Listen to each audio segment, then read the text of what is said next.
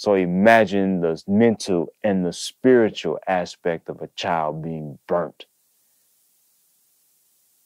The mental is just as powerful as the physical. And for a child to actually have to experience certain things, it's a detriment to them. And they don't understand it. They don't understand why somebody just decided to want to do this and put the fire to them. Whatever the case, the fire is, and to be symbolic. But they don't understand when that's happening, and then next thing you know, they burn it. And wonder, well, why am I burning? Or what's going on here? Is this right?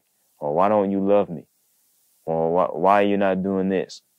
There's things that that they expect to be done is not being done because either she's at odds, or in this situation, it would be she's at odds, not controlling her emotions, and not wanting to sit down and actually have a full-fledged conversation to come to a resolution on how we work together.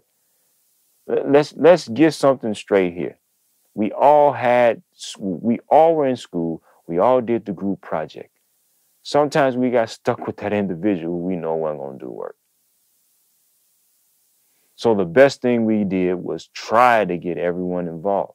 The minute you put people together, it's going to be a task.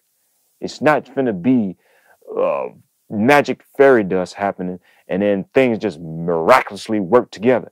Those instances like that happen few, far, and in between.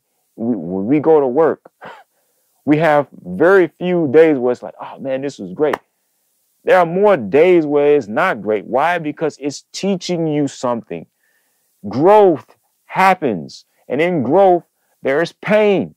Even with this process, it had to push through this soil to get to this point. It had to break the soil. And anything that has to be broken or breaks, there's a pain there. But we don't want to have it to go to the point where it's this pain where we're actually being the ones who are inflicting the pain. This here is a natural one. This here is not. This is forced.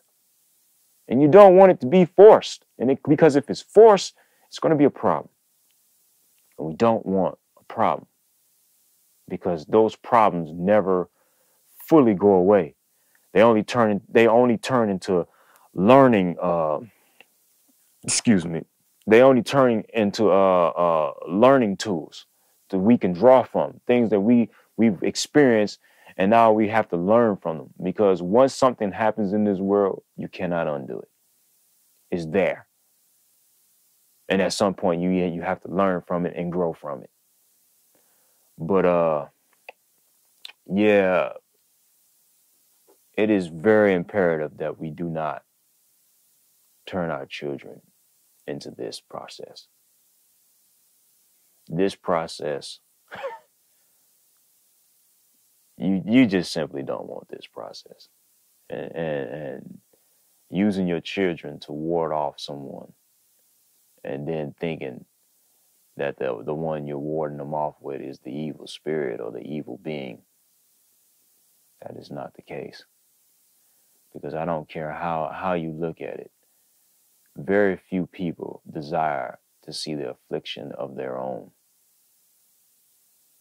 And to afflict your own child, to burn them up, cause pain, cause trauma, is not the best course of action.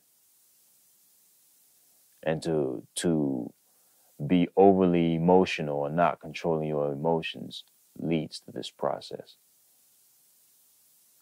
So, with that being said, I didn't really want to spend too much time on this one. Just wanted to get straight to the point.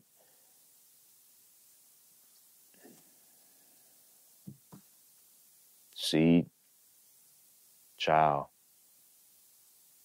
and steal your child in the wrong form. Let's not let our children get to this form.